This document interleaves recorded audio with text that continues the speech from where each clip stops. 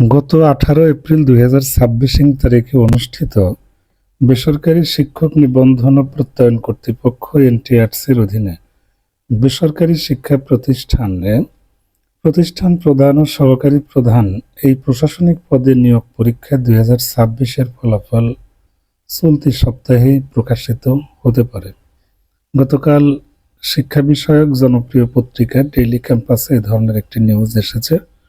যেহেতু পরীক্ষাটি এমসিকিউ পদ্ধতিতে অনুষ্ঠিত হয়েছে, সুতরাং ওএমআর মেশিনের সাহায্যে এই ওএমআর শিট মূল্যায়ন কিন্তু অত্যন্ত অল্প সময়ের মধ্যে সম্পন্ন হবে।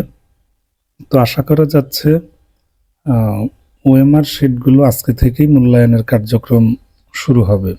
এই বছরই প্রথম প্রায় 11,000 প্লাস পোস্টে বাংলাদেশের ইতিহাসে প্রথম প্রশাসনিক পদে বেসরকারি শিক্ষা প্রতিষ্ঠানে এই নিয়োগের কার্যক্রম এনটিআরসি সম্পন্ন করতে যাচ্ছেন। এটি নিঃসন্দেহে একটি প্রশংসনীয় উদ্যোগ। আমরা নিয়োগ প্রক্রিয়াটি সরকারের হাতে তথা এনটিআরসির মাধ্যমে নেওয়ায় কৃতজ্ঞতা জানাচ্ছি। তবে অভিজ্ঞতা 18 বছর না করে যদি 10 বছর শিথিল থাকতো, সকলের জন্য সবচেয়ে ভালো হতো। আশা করছি ভবিষ্যতে অভিজ্ঞতার বিষয়টি কর্তৃপক্ষ পুনর্বিবেচনা করবেন। যাদের পরীক্ষা ভালো হয়েছে তারা অবশ্যই উত্তীর্ণ হবেন, এবং এই বছর যারা পরীক্ষা দিয়েছেন আমি মনে করি তারা সবচেয়ে সৌভাগ্যবান, কারণ পদের তুলনায় আবেদনকারীর সংখ্যা কিন্তু কম। 55,000-এর মতো প্রার্থী ছিল 11,000 পদে।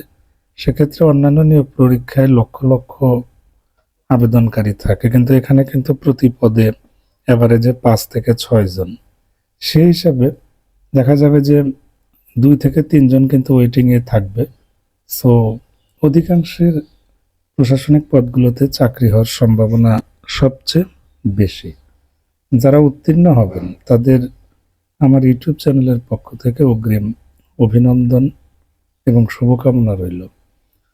এখানে যারা অনুত্তীর্ণ হবেন চিন্তার কিছু নেই। আশা করছি পরবর্তী সার্কুলার এবছরই কর্তৃপক্ষ দিতে পারে, বা পরবর্তী সার্কুলার যখন দিয়ে দেবে তখন আবেদন করলে আবার আপনারা উত্তীর্ণ হবেন। কারণ 18 বছর অভিজ্ঞতা কর্তৃপক্ষ যদি বলবৎ রাখে, সেক্ষেত্রে নবীন শিক্ষক যারা দক্ষ এবং রানিং স্টুডেন্ট তারা কিন্তু এখানে আবেদন করতে পারছে না। ফলশ্রুতিতে প্রতিযোগিতা আপনাদের মধ্যেই হবে।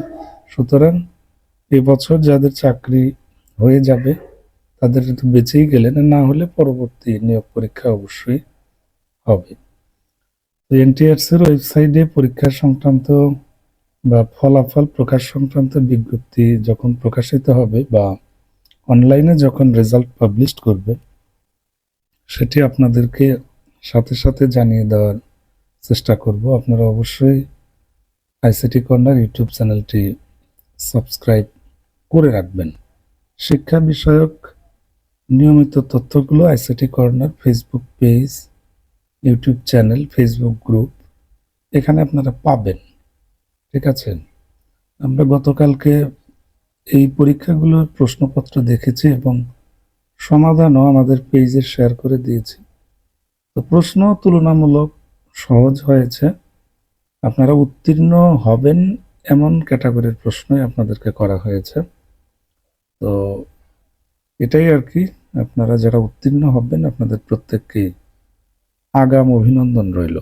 আর ফলাফল প্রকাশিত হলে ফলাফল দেখার প্রক্রিয়া বা ফলাফল শিট যেভাবেই ফলাফল প্রকাশিত হোক, সেটি আপনাদের জ্ঞাতার্থে আইসিটি কর্নার ইউটিউব চ্যানেলের ফেসবুক পেজ, গ্রুপ এবং ইউটিউব চ্যানেল, এই 3টি প্ল্যাটফর্মেই আপনাদের সাথে শেয়ার করব।